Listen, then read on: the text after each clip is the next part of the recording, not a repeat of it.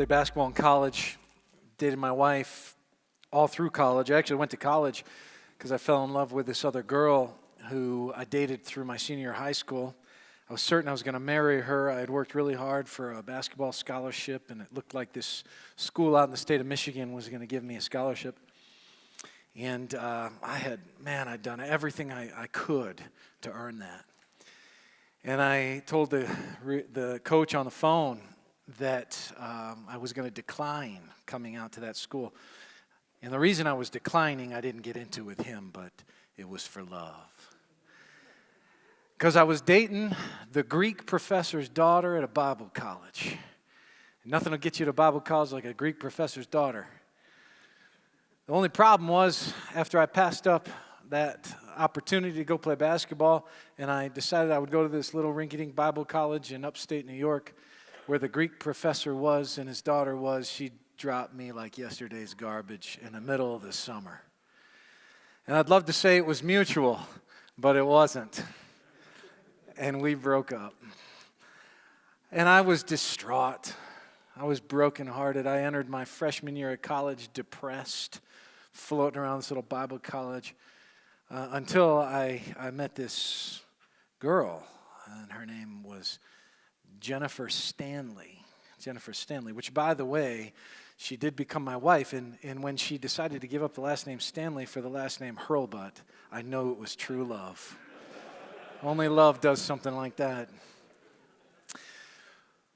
We were on an away trip, and she was our statistician. The catch was she had no idea about basketball, and she had no idea how to do stats. So I just told her to give me lots of assists, and it would all be wonderful. We were at a game in Philadelphia, and we got off got out of the vans, going in the locker room. She was going to go in the stands. I looked at that young, beautiful girl, and I said, I love you. And she looked back at me and she said, nothing. And I thought, that's not how this is supposed to go. I grew up when I say I love you, you say, I love you too. And I thought, uh-oh. So I went and I played the game, and I thought, oh no, where's this thing headed? Well, she eventually told me she loved me. She decided to wait until she felt like she could tell me she loved me authentically. I told her I loved her, and you know what? I had no idea what love was. None. As a pastor now, when I see young couples and they talk about how much they love each other, I smile. I don't want to tell them that they really don't, and they don't even know what it means. Because that would upend the whole affair and make them feel very bad and lower their self-esteem. But the truth is, they just don't have a clue. I want to read to you something about love. This is a famous passage. Some of you may have heard it before. Richard Selzer was a surgeon and an instructor at Yale, and he wrote a book called Mortal Lessons, Notes on the Art of Surgery. And he tells a true story after one of his surgeries as he is in the room with a patient and her young lover. I stand by the bed where a young woman lies, her face post-operative, her mouth twisted and palsy. It's clownish. A tiny twig of the facial nerve, the one to the muscles of her mouth, has been severed. She will be thus from now on. The surgeon had followed with religious fervor the curve of her flesh. I promise you that. Nevertheless, to remove the tumor in her cheek, I had to cut the little nerve. Her young husband is in the room. He stands on the opposite side of the bed, and together they seem to dwell in the evening lamplight, isolated from me, private. Who are they? I ask myself. He and this wry mouth I have made, who gaze at each other and touch each other so generously, greedily.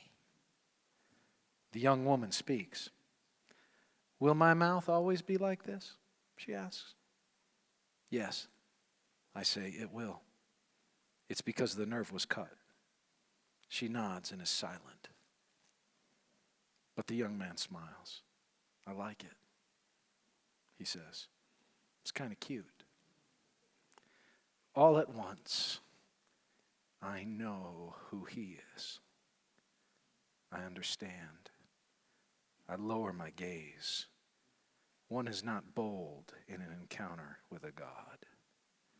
Unmindful, he bends to kiss her crooked mouth. And I, so close, I can see how he twists his own lips to accommodate hers, to show her that their kiss still works. That's beautiful. That is love. That is love. I want to talk to you men in session 8 about a second pillar of what a real man does. What a real man does. Remember, a real man has 4 life-giving responsibilities. These are the responsibilities of timeless manhood. What does he do? First, he courageously follows God's word, and we saw that in session 7. Secondly, as we will look at here in session 8, he loves and protects God's woman. We will look coming up in session 9. He excels at God's work, and in session 10, that he betters God's world. Let's think together about loving and protecting God's woman. And I want to start off as we begin and think about what it means to win with your wife, but I want to be real clear. There's no silver bullet here. There's no sort of magic potion of what it means. But here, that doesn't mean that there is no instruction, and it doesn't mean that there's nothing for us to say, and it doesn't mean that there's nothing for us to dive in and contemplate, because there's a kind of orientation. That's a way of saying that there's a way of living, a way of husbanding that counts for winning with your wife, which really is a way, if you're married, of winning in your life. So let's think about it in terms of, we'll call it a husband scale in your notes. On the one side, we have the lost husband. The lost husband. The lost husband is a man who thinks he knows women, and guesses about how to live with his wife, right? He's pretty sure, he might even think he's God's gift to women. He may be Fonzarelli. And he may think he knows women. But really, he ends up just shooting from the hip. He's writing the script as he goes. And usually he's writing that script from some seriously flawed premises. Proverbs 14:12 tells us that there is a way that seems right to a man, but its end is the way to death. You can kind of think you have your own little internal GPS, but before you know it, you're like Michael Scott in The Office, and you're following your GPS, and you follow it all the way into the lake. But you're convinced the GPS was right, but it actually is leading you to death. The lost husband, he guesses. But there's a different approach. We've used this term here at Betterman. There's a life-giving husband. The life-giving husband. The life-giving husband knows that he doesn't know women. And that awareness motivates him to seek out wisdom. And not just wisdom in theory, but seek out practical help to live well with his wife. To seek out wisdom and practical help to live with his wife. Now, there's a central scripture that I want us to think about here. 1 Peter chapter 3, verse 7 reads this way. Likewise, husbands, live with your wives in an understanding way, showing honor to the woman as the weaker vessel, since they are heirs with you of the grace of life, so that your prayers may not be hindered. Here's the key phrase: living with your wife in an understanding way. That translation is okay, but here's what the Greek phrase actually says. The Greek phrase says katanosis, and here's what that literally says: according to knowledge, to live according to knowledge. Now, when I read the phrase understanding way, that can mean that I'm supposed to sort of be polite. I'm supposed to be a considerate guy. I should open the door for her. I can become sort of Rico Suave, and I can sort of have the ability to wine and dine my wife. Now, none of those things are bad. Those are probably pretty good things. But that is not what it means to live katanosis. To live katanosis means that you have acquired a kind of biblical knowledge. And what do I mean when I say biblical knowledge? If we were to go back into the Hebrew culture, there's a Hebrew word for knowledge that's used throughout the Hebrew scriptures. It's yada. And the word yada is knowledge, but with a particular view to knowledge as a kind of interactive relationship, a kind of interactive experience.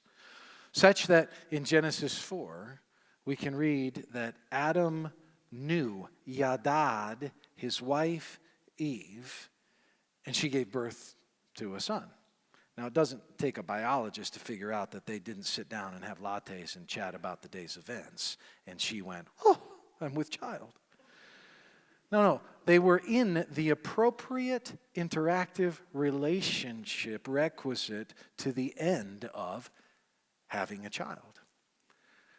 To live with your wife in a kind of interactive relationship where you are exploring your wife. So I want you to listen. This is very simple. But from years, 25 years of working with marriages, one degree or another, probably in the early days I had no right to work with those marriages. 25 years into my own marriage and having seen hundreds of marriages and counseled them, I want to give you some counsel, some advice. And I don't want to say this divorce proofs a marriage, because I don't know that anything divorce proofs a marriage. Because it's two people walking with the Lord that ultimately will divorce proof it. But, as far as it depends upon you, there is something you can do that really puts some big hurdles in the way of a marriage falling apart. And here is one of the big pieces, guys. You need to envision your wife as a kind of infinite field, an infinite forest of exploration. That you are always getting to know more of her and more of her. And you need to send the message to her that she is that. Because every woman, from the time they are a little girl, as the father of 3, I really do think I know this. They long to be known. They long to be known. They long to be enchanting and to have someone enchanted with them. So she needs to know that she is not just the object of your carnal desire, your fleshly desire, which I'm sure she is as your wife, but that she is the object of infinite wonder, such that the experience of life with that woman is never same old, and it never grows old, ever. How do you do that? It isn't rocket science. You do it by how you engage her. You do it by how you position yourself in life orientation to her. You do it by how you converse with her. You may be married 30 years. Go out with your wife, look her in the face, and say, "Tell me something about you I don't know." She might go, I don't know. I think we've talked about it. I don't know. Well, listen, if you've been married 30 years, you've forgotten most of what she ever said anyway. Let's be honest. I mean, no man married 30 years remembers what she said 30 minutes ago. You know that as well as I do. Okay? It's a Groundhog Day for you, brother, every day. So you keep going. You keep going. Just think. I do this. I go out with my wife, and I look at her, and I say, I think. I'm like turning these little cards in my head, these questions. I think, okay, I'll say, what? Tell me about the saddest thing that happened before you were 13. I just wait for it. If you could spend a month in any three places on the globe, where would you spend it? I just want to know. I ask her question upon question upon question. And then she'll try to ask me, and she'll say, well, I'm not as good as you are. Good. I don't want you to be. I don't want you to be. I want you to be the focus right here, right? I want to get to know you. You explore her, men. Live according to knowledge. You are not married to some stereotype of woman. You are married to that woman with that story and that background and that suitcase of her own baggage that has to be unpacked. And she would do well to have someone like you who is benevolent and for her and walking with her to say, could we unzip that together? Maybe we could think about that together and we could process some of that together. You might be surprised at how and where that conversation and those conversations might end up going in your marriage. Somewhere on this husband scale, going across back and forth here, right? From a lost husband to a life-giving husband, you're there. Now, the chances are you might be somewhere along it. You may not be fully lost, but you need to know where you are. You need to know where you are. So let's think practically here for a little bit about what your wife needs most. What does your wife need most? And we're going to think of just really a few main things that she needs most. First and foremost, she needs to feel, and I really want to emphasize that word. She needs to feel your heart. This is just a move through Ephesians 5:25 through 29. Ephesians 5:25 reads, husbands, love your wives as Christ loved the church and gave himself up for her. Now listen, Jesus radically identified with the church. We are redeemed because he identified with us. He did not commit your sin. He did not commit my sin. But he radically identified with me in my most vulnerable, in my weakest, in my most depraved, in my most degraded, in my most dejected, in my most discombobulated state. He identified with me. So he has all the right to speak about what it means to feel where another is at. Husbands, love your wives as Christ loved the church. Now remember, we defined love in an earlier session. It's operating in another's best interest or meeting another's highest need. That's why priority one for every husband is to make sure his wife feels loved. Research has confirmed that emotional engagement with her husband is far and away the single most important factor in a woman's happiness in marriage. A woman wants to emotionally connect, and this is where us Archie Bunker folk don't do awesome sometimes, right? Sometimes we don't do awesome. She needs to emotionally connect with you. It is a call to emotionally connect with your wife. I want you to hear a quote from C.S. Lewis in the Screwtape Letters. It's a brilliant observation about men and women, and it's very subtle. If you read the Screwtape Letters, you can almost just go right by it and not pay any attention to it, as it would relate to marriage. A woman means, Lewis says, by unselfishness. He capitalizes that word, unselfishness, chiefly taking trouble for others. A man means not giving trouble to others. Now think about that. That's kind of the way that men and women typically conceive of love. A woman wants to feel you. She wants to know, what is it that's bothering you? How was your day? Tell me about your day. I want to hear it. I want to know what happened. Why did this happen? How did you feel? And all this kind of stuff, right? You met your word quota at like 9:30 a.m. Okay? You met your word quota at 9:30 a.m. You come home and you sit down on a couch and you turn on the game. And if something goes, you just don't want to give anybody any problems. You don't want anybody to have any reason to be upset at you. Something happened to you, I don't know. I didn't do anything.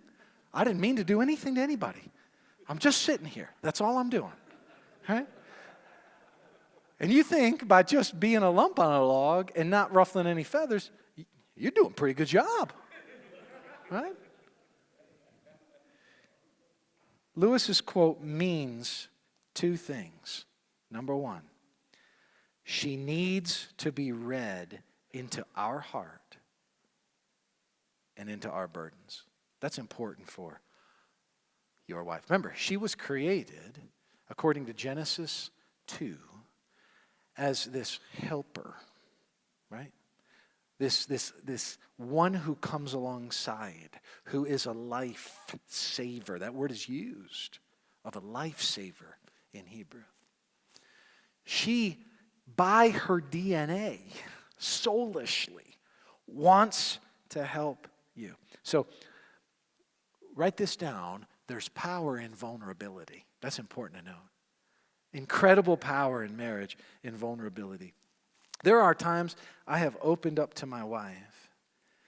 There are times that I have been brought to tears with my wife over things that are on my heart and on my soul. And I've thought in the middle of it, you blubbering idiot. Man, I just laid down my man card right here. And I have come away every single time, and she has affirmed that actually has meant more to her and raised the profile of what it means for me to be a leader in our home to her and put more chips on the table, so to speak, in the dynamics of our marriage than I ever imagined possible. Because she wants to know me, and she is wired to want to hear from me and what's going on in my life. Secondly, so first it means she needs to be read into our heart and its burdens. But secondly, she needs to feel that I'm taking trouble for her. She needs to feel that. She's got to get read into me, but she needs to feel that I am into taking on her trouble. It's not that I'm just content to not ruffle any feathers. It's that I want to know what it is that is bothering her, and I want to get a PhD in that chick. I want to find out. I want to research. I got to study. I got to get in, and I have to learn what it is to take trouble for her. That young man that I started reading about that Selzer talks about as he stands and he says, I lower my gaze. I know what it is to be in the presence of a God. As he looks at that young man and thinks, now that man understands love because at the moment of her greatest need, he knows what it is to meet it in that moment. Right? And the rest of his life, he didn't plan for that. Let me be real vulnerable with y'all. And I sought permission to share this.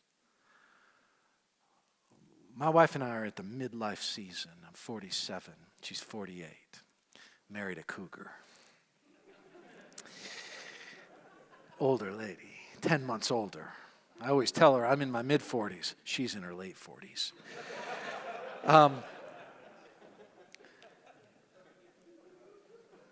Earlier this year, my wife found out about some health problems, and there's stuff that we never anticipated. And they have changed our whole life. And I mean literally our whole life. We have spent most of this year behind the scenes trying to grapple with what a very different kind of life will look like moving forward for us, for the rest of our life. So she has a couple of conditions that merge. And the long and the short of it is that there is some treatment, but the treatment is to keep it from getting worse. The treatment, there is no cure that helps it get better. It just holds things at bay. So she has a machine that she has to get into every single day for the rest of her life for anywhere from an hour to 2 hours. And every single night, I help her get into this machine. Every single night. I get her on the bed. I help her get into the machine. We go through the process, and I do this every single night. And it is one of the most sobering, one of the most drawing back and reminding about where our life is, things that change and shift, right? What that means for us moving forward, and all of those things. But I get to help her. And every night I get to minister to that woman who ministers to me. Every night I get to show that I love that woman in her trouble.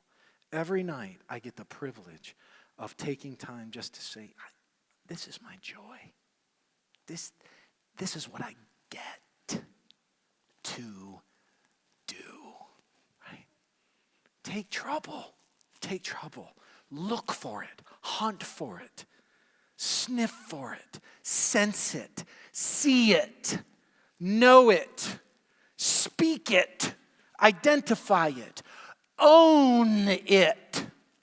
It's yours if it's hers. Right? Take trouble. That's the power. First was the power of vulnerability. You know what that is? That's the power of empathy. That's the power of empathy. Every good husband learns what empathy is. Every bad one looks and can't quite get their mind around it and figure it out and walks around like a dunce. Get empathy. Whatever you've got to do, get empathy. Let me give you 3 practical ways that we can sort of stir up meaningful heart-to-heart connections, emotional connectedness with our wives. First, regularly reassure your wife. Regularly reassure her. Reassure over and over and over. Words of affection. I love you. You're the best. Tell her how beautiful she is. Speak uniquely into her. Think creatively. Be somebody who is affectionate, not just leading to sex, not just thinking about the end. Be affectionate and don't have sex. Be affectionate just to be affectionate. Sit with her. Give quality time to her. Give her statements of commitment about how she is yours. Let me give you a practical suggestion here that in counseling over the years I've found really helpful with couples. It's not rocket science. It's actually wildly simple. At the end of your day, look at your wife and just ask 2 questions. That's all. End of your day. You're laying down, you're going to bed. Before she goes to bed, say, sweetheart, what was the happiest thing that happened in your life today? What was it? Now, when she tells you what that was, I don't care how simple it is. You know, I went for a walk with the dog, and I just love that doggy. Now, you may hate that doggy. But, buddy, you look at her, and you say, man, that dog is God's gift to you, isn't it? That's awesome. Why? Because the Bible tells you in Romans 12 to rejoice with those who rejoice. You rejoice with that woman. Then you look at her and you say, what's the saddest thing that happened to you today? What's the saddest thing that happened to you today? When she tells you, you may think that's trivial. Don't you dare look at her and go, that's nothing. You ought to have had my day. See the definition of dunce again. No. You look at her And you say, wow, I imagine that did make you sad. I'm sorry that happened. Don't analyze it. Don't try to solve it. Don't become her emotional doctor. Don't tell her how she ought to get over it. Don't tell her how she can work through it. Just empathize. Weep, Romans 12, with those who weep. You rejoice with those who rejoice, and you weep with those who weep. Pursue your wife. Pursue your wife. Go after her. Bunch of suggestions in your notes. Leave a note on the bathroom mirror asking her out for a dinner date. Just do things unconventional. Be creative. Get outside yourself a little bit. Don't pursue her. Go after. Don't just meet minimalistic needs. My grandfather was horrible at this. He really was. I can say this. He's dead.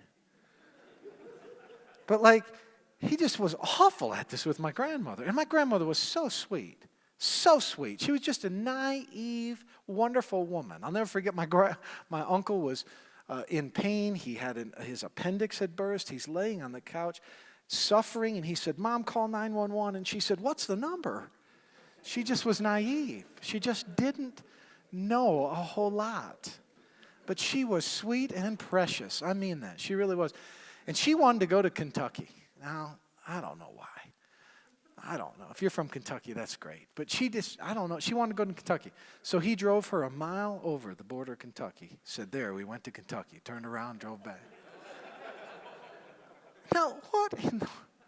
That doesn't make a woman feel like you're really out for her in life. You really want to see her creatively have her emotional needs met. No. Pursue her. Write her a letter. Don't buy her one of those generic cards that you went at the morning of February 14th and got, and it was picked over at Walmart, and you grabbed one, the last one, and the roses are red, violets are blue, something else. Write her something from your heart that is unique about who she is. Spend a little time on it. Speak your wife's love language. Gary Chapman, famous book, The 5 Love Languages. And in your notes, you've got these 5 love languages here. He talks about how we receive love. And it's a wonderful, it's been a timeless, it's a classic bestseller, and it's a bestseller for a good reason, because it does give us a good picture into how we receive love. So he says there are 5 love languages. Affirming words. So when you receive, think about yourself for a minute. You receive somebody says, you have done an excellent job. Really, great. I really respect you. What does that mean to you? Now, to most people, it means something, but sometimes to certain people, that will really put wind in your sails. Physical touch. Maybe that makes you feel inordinately loved. Quality time together. Receiving gifts or acts of service. Now, I joke, there's these 5, and I always joke with my wife, because I've had a hard time figuring these out with my wife. Not because I don't know her, but because she's multilingual. And I'm I don't know what language you don't speak. I was literally at a table the other day talking to people about Christmas gifts. And I said, she's the easiest girl to buy for ever. Ever. I can buy her anything. I can get her paper cup, and she'd go, that is the best paper cup I've ever had in my whole life. I love this paper cup. Thank you so much. Thinking of me in that cup. She loves that she's just thought of. And anyway, now here's the thing. You got to explore. You got to find out. There's nothing greater to a wife than to feel her husband's heart for her. She's got to feel it, guys. And you got to work. You got to work. That is life-giving when that happens. Secondly, she needs to see your faith. She's got to see your faith. This is where we take, in some ways, the equity that you've established emotionally and relationally, in your life with her, and now you cash that out to really move the meter in her life as she sees your faith. Ephesians 5, 26, 27. We saw verse 25, right? Verse 26 through 27. That he might sanctify her, having cleansed her by the washing of water with the word, so that he might present the church to himself in splendor, without spot or wrinkle or any such thing, that she might be holy and without blemish. Without blemish. This is a call to spiritually initiate with your wife. To spiritually initiate with your wife. To get after it with her. Now, I want to remind you of something. It's not really correct for us to say to you, if you, example, maybe you're here and you're a young husband, or you're here and you're dating somebody, you're thinking about marriage. It's not really correct to say to you, you need to be the leader in your relationship. Okay? It's not accurate. And the reason it's not accurate is it's correct to say you are the leader. You are. Now, you can either abdicate it, you can dominate it, or you can properly appropriate it. But you are a leader. Okay? The question is not what you are. The question is how you take what you are and how you space it in the room of your marriage. Okay? It's a call to spiritually initiate. And this is where Adam failed. It's where Adam failed. Let me remind you of Genesis 3:6.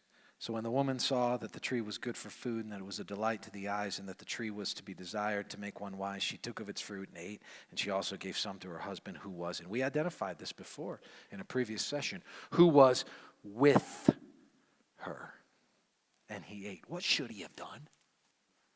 He should have gone back to chapter 2.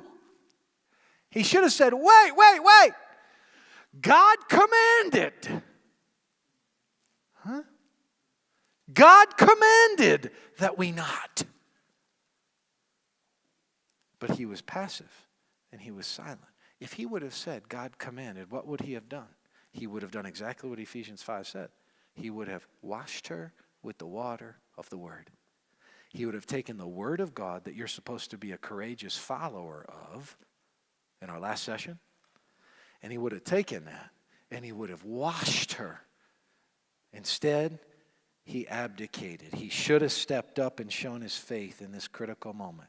By not doing so, he brought hurt not only on himself, but on his wife.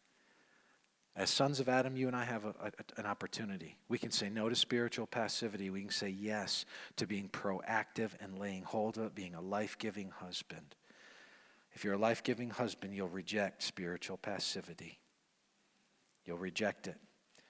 You'll act in ways needed to keep your marriage spiritually safe, sound, protected, and on track with eternity. Some practical ways to think about this. We can initiate times of spiritual togetherness. Initiate times of spiritual togetherness.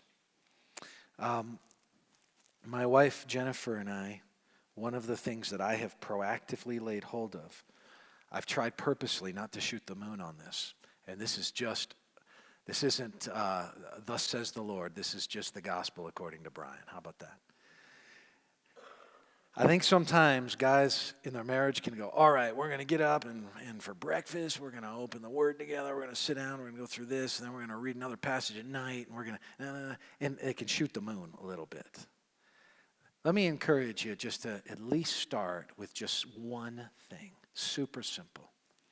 You end your night and you ask her, right? What's the happiest thing in your day? You identify with it. What's the saddest thing in your day? You identify with it. And then you just do something real simple. Hey, can we pray together before we go to bed?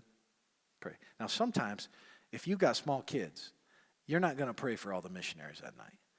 Like, you're just exhausted, and so is she, okay? You're in and you're crashing. Okay?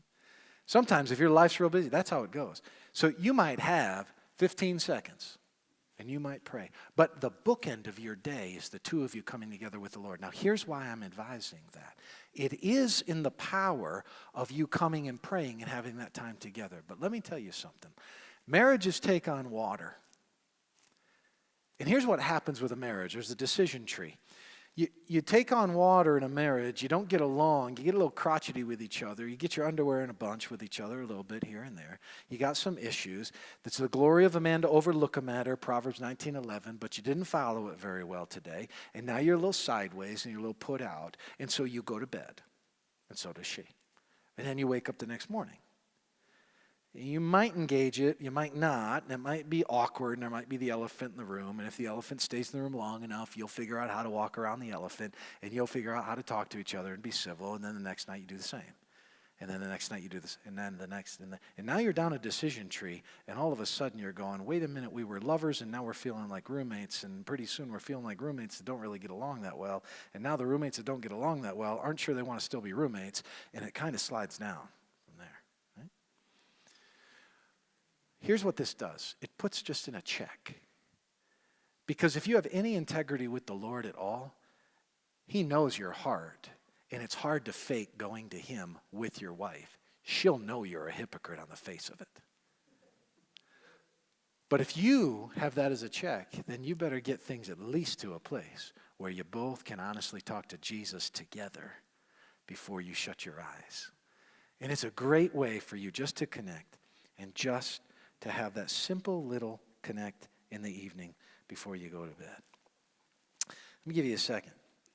Uphold biblical values in a number of practical areas. I'm going to give a word to guys who might be dating a girl here. Guys, listen to me. This is coming from a dad of daughters. I should assault you. No, I'm just kidding. I'm not. It's coming from a dad of daughters. Don't be deceivers. Don't be deceivers. If you have habits and you're dating and this relationship is growing and growing in intimacy and this thing is pointed towards potential marriage, if that's even in the hopper, don't hold morsels of sin and privacy and duplicity of how you act in your life from that individual. You will be sowing the wind, and my friend, you will reap the whirlwind. I can't tell you the number of marriages I have seen destroyed because of private things that were not shared, because of little morsels that were hidden, because of little words of distrust. Because here's what happens. When a woman begins to think she can't trust you in this small little thing, she begins to wonder if she can trust you in this, and then this, and then this, and then this. And when one thing is hidden, it's only going to grow, and you cannot build a life together in private hiddenness. You can't. You have to uphold values. You have to be able to do that. Now, here's what that means. In a book called The Masculine Mandate, Richard Phillips shares a revelation that he had from a friend. And I just want to read what he wrote.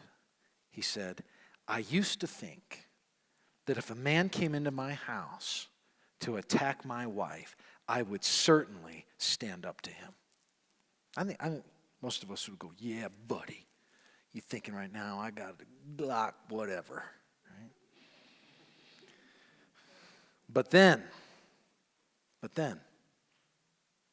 I came to realize that the man who enters my house and assaults my wife every day is me, through my anger, my harsh words, my complaints, and my indifference. As a Christian, I came to realize that the man I needed to kill in order to protect my wife is myself as a sinner. You might consider the mantra, killing me so I can really live. Huh? Killing me so I can really live. Because if till you're killing yourself and you're killing that old man of sin in your life, it's hard for your marriage to really live. You got to uphold biblical values in a number of practical areas. Third, build friendships with other godly men. And we've talked about this here at Betterman. But here's why you do that. You do that for a very practical, important reason. Every man needs to have accountability. Every man. Every man needs to have accountability that grows to the place, it won't happen overnight, but that grows to the place that moves beyond transparency to vulnerability. Not you on the trigger, but somebody else. That you're willing to say, know my life, here it is. Now let me tell you who cannot be the accountability partner of your vulnerability in that way. Your wife. You will destroy her. You will destroy her. You can't walk down the road. Go, today was a hard day because I walked on the road and there was this beautiful woman. I looked at her and I lusted, and then I confessed it, and then I turned around, I walked around, and I went in the office and there was another beautiful woman, and I had other thoughts pop into my head, and it was awful, man. And then I had these other thoughts, and then I thought about this girl I used to date, man, and then all of a sudden it was, and she's going to go, what in the world? I always tell my daughters, you listen to me when it comes to men because you have no idea what goes through the mind of a man, but I do. I do. Okay? And they're all a bunch of perverts. All of them. One of them that looks at you and says they're not, check the liar box. All right? Here's what your wife needs to know. She doesn't need to be your accountability partner, but she needs to be able and free, listen carefully, to hold you accountable that you are accountable to someone. That's what she needs to do. Free to hold you accountable that you are accountable to somebody.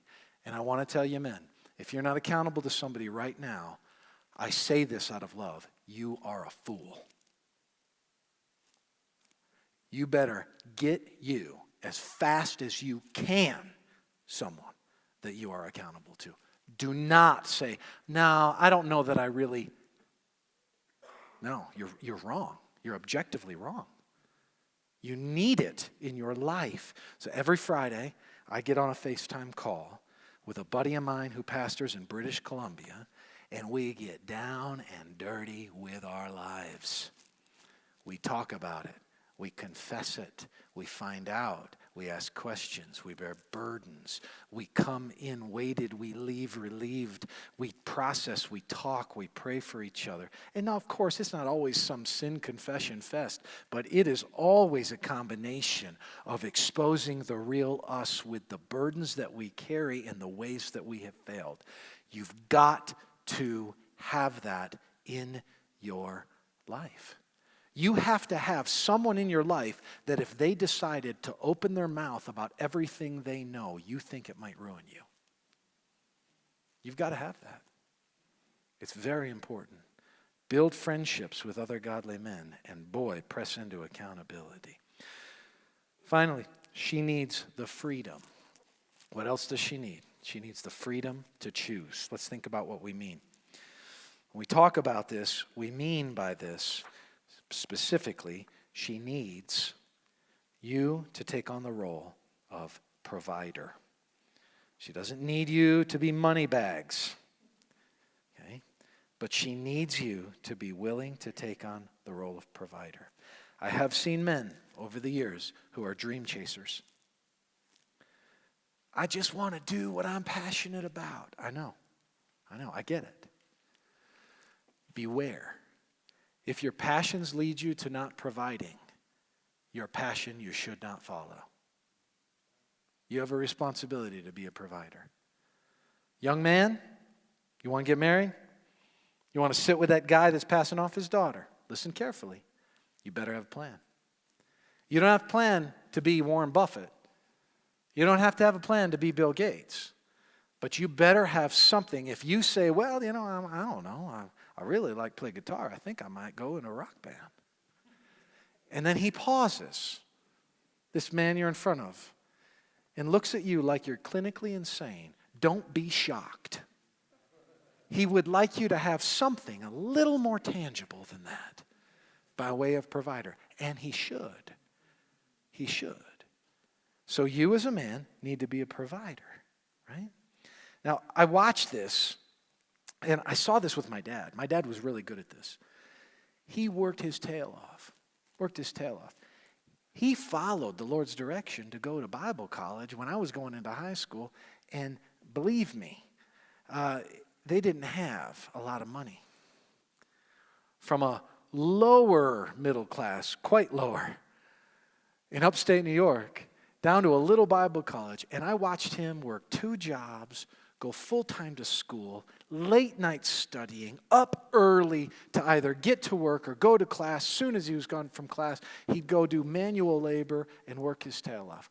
When I got married and we went to grad school, went to Dallas Theological Seminary, and my wife said, I just don't know that I can wait 4 years through this degree to have our first child. I long for a child. I thought, oh, what will we do?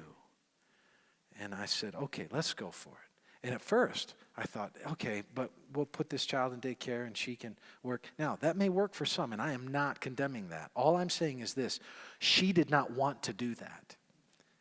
And I needed to figure out how she could have the freedom, if she didn't want to do that, to not do that. So I worked, and I worked hard, and I took B's when I could have gotten A's. I did. And I took them instead, so that she could be home with our little girl. You've got to be a provider. Again, Ephesians chapter 5, 28, 29. In the same way, husbands should love their wives as their own bodies. He who loves his wife loves himself, for no one ever hated his own flesh, but nourishes and cherishes it, just as Christ does the church. He is committed to caring for her. He is committed to cherishing. He is committed to meeting her needs. Of course, there are unique situations, but nonetheless, he is committed to it. That means that it's a call to financially liberate your wife, not so she can go to the Bahamas and go on a shopping spree just for kicks. It's not to liberate for irresponsibility, but it is to liberate. You'll notice a couple of things in your notes. The 21st century has been an amazing time for women. Everywhere, women are experiencing new opportunities, new freedoms, new breakthroughs. The number of wives working outside the home has increased dramatically. Women are doing amazing things. The irony is that with these advances has come a marked decrease in the happiness women feel about their lives. According to the General Survey, Social Survey, every year, this is striking, since 1972, a woman's reported happiness has declined. Why? Much of it has to do with a woman's struggle in balancing work with children and home. This is particularly true when children are little and at home. Husbands, we are the difference makers when it comes to a wife's life balance. We're the difference makers when it comes to a wife's life balance. Look, some present circumstances may make things almost impossible, but here's the point. Wherever you are, if your wife sees you seeking to provide, just listen, you are making a statement to her about her value, about how important it is, about how much of a focus that is. The more choices you're able to give her, she may want to work. Like, this is the case for my wife. My wife has worked for the last 15 years from home in a flexible situation. It's been a wonderful blessing for us in our home. She literally said to me the other day, not more than 2 weeks ago, she said, you know, if you told me in leading our home that I couldn't do this job, I'd have a really hard time with that. That'd be tough for me because I love it. I love the interaction it gives me. I love the people I'm able to engage. I love being able to witness to people. I love being able to engage people and rub shoulders with non-believers. I love seeing that I can have some kind of kindness of ministry in people's lives. My job isn't to say, no, you can't do that. My job is to say, you're not obligated to give as much as I can a kind of freedom through provision. According to the National Survey of Families and Households, when a husband is a good breadwinner, his wife is afforded more freedom and more life options, which contribute to her happiness. I tell you all of that to say this. There's a bunch of literature out there that's going to tell you, run after your passions, run after your passions. There's a season to go after your passions. There's a way to go after your passions. But if you go after your passions at the expense of providing for your wife, you're being negligent. You're being negligent. You have a responsibility to be a provider that yields freedom. The life-giving husband, in summary, as an emotional connector, his wife feels loved. As a spiritual initiator, his wife feels protected. And as a financial liberator, his wife feels free. Right? Love, protection, and provision. Final quote in your notes from Ali Stuckey says, here's a secret every woman knows. Women want real men. Men they can count on and look up to. I don't know any woman at any age who is attracted to a passive man who looks to her to be his protector, provider, and leader. Every woman wants a strong and responsible man.